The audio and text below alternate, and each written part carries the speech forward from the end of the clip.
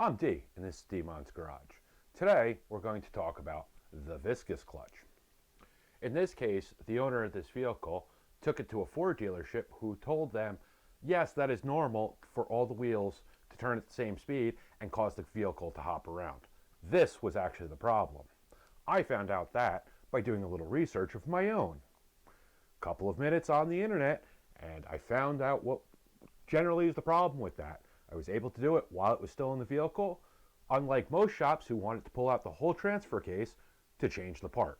That subscribe button, that's the one you should smash. It's right there. Hit it. Hit it now. What happens with these is there's a bunch of little clutches in here. These tend to get very hot and overheat. Once they overheat, they seize up, and then there is no getting them. They're also not serviceable. Thank you for that, Ford.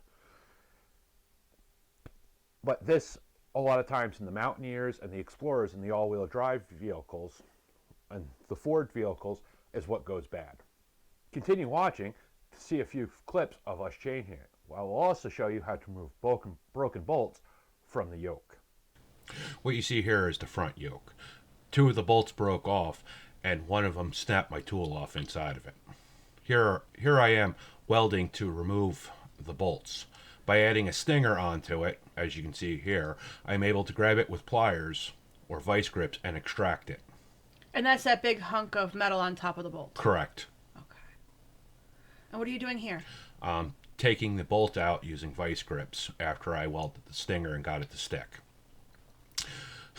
You have to be very careful not to get oil onto the top because you won't get a good weld. When it gets hot, the metal will expand, so you can put a little oil into it and remove it. And what's this? This is the output shaft on the transfer case. That also had broken bolts. This is me putting the front yoke back onto the front differential after fixing it. This is me removing the rear drive shaft. On this, the problem we ran into was I had to have my son, we had to put it in neutral and have my son step on the brakes so I could turn it, and it would also hold, the brakes would hold the drive shaft in place while I loosened it. This is me removing the front half of the drive shaft. Did you have problems here? No, other than it's just tight, so I used 2 wrenches locked together just to break them loose, then use the impact gun to rip them off. And that hole you said is just the insulation and it's supposed to be like that? Yep. The next thing is I drained the oil out of the transfer case.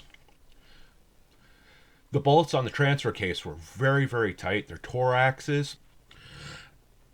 And as I tried to remove them, I swore that the tool was starting to twist off and break and everything else because it was very hard to tell that the bolts were moving. Slowly worked my way around. I had one that I ended up stripping off the head inside of, and then I drilled it, which didn't work because of the position that it was in, and then I ended up using a Sawzall because I could just sneak it in there between the frame and the transfer case to cut the head off. This is me after I removed the transfer case, split the transfer case. I was able to get in and remove the viscous clutch.